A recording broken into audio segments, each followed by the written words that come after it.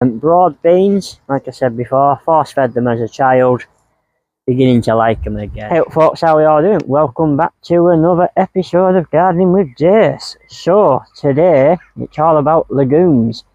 I've already got my French beans sown. The variety for them is Cobra.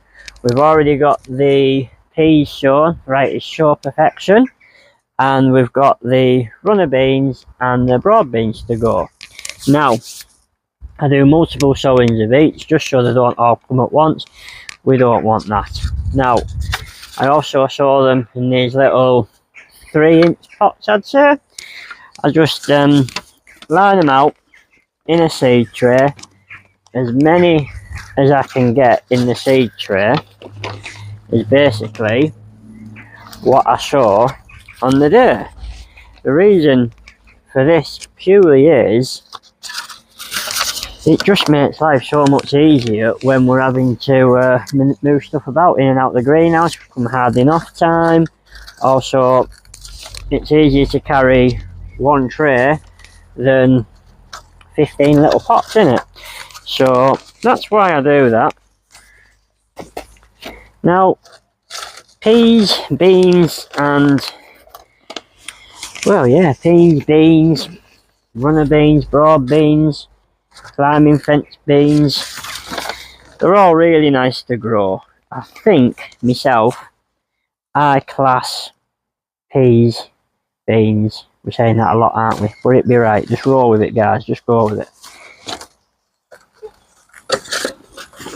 One of the vegetables that I would ever use to try to convince somebody that homegrown is better than anything you will buy in a shop or even a farmer's market or a farm shop, although they are really good quality too. But if you pick a fresh pea or bean off the plant, the smell is phenomenal and the taste, well, it's just ridiculous, to be honest with you. You can't beat it. Peas and carrots and peas, they are just the best two. Even tomatoes, there's a whole host of them, but like I say, my go-to one is always the peas. Just checking I'm recording there because it has a habit to turn itself off. Right, there we go. We're all potted up nicely now. Get my trusty dibber or dabber, and then we just make a hole in each one. I'm just using a basic multi-purpose compost. That's got enough to get it going and established in the pot, and then come planting out time, the fertiliser will be ready for the plants to get hold of. We'll go with runner bean. The variety is Steener. Meant to be a really good one. So we'll just see how that. Oh, some snazzy seeds here. Very snazzy seeds. You can see them. That is snazzy. So we'll just quickly whack these in like that. They're quite slippy, to be fair. Like so. And like I said, I just do one seed per pot. I don't soak them. I don't really do anything, to be fair. Just pop them in compost and water them, and then that's fine. Just give them a gentle firming in, and then just slowly go over, firming that soil in the ground, like so. And there we have it.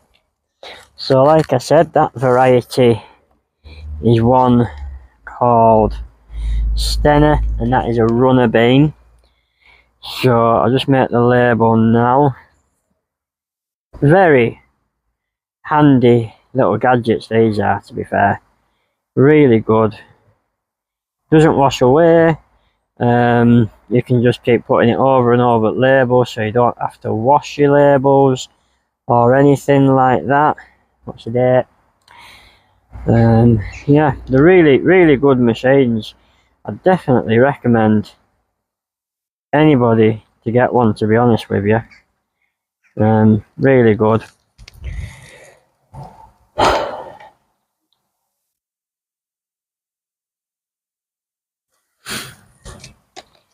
Just nip it off like that.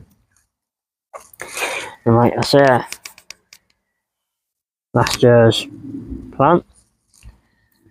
Not entirely sure what Highlander Rainbow was, but can't have lived well in memory if I can't remember what it was. So yeah, label goes on like so in the pot, and we'll get the next one done, shall we? I thought that might have fell off, but it didn't, so that was a relief. Right, so the last one that we will do today will be the broad beans.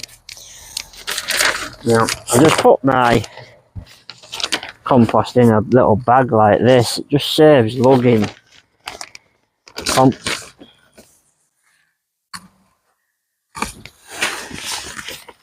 compost everywhere, it does.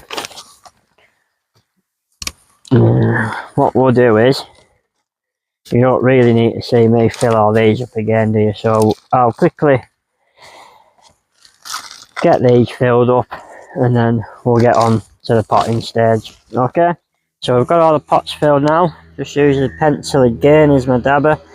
I generally just put it about that far in, about that. So what, second knuckle on finger, really? It's about how far I go down.